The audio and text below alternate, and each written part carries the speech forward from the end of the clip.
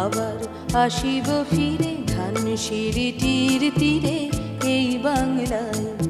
হয়তো মানুষ নয়, হয়তো শঙ্খ চিল শালিখের বেশে, আবার আসিব ফিরে ধানসিঁড়িটির তীরে এই বাংলায়।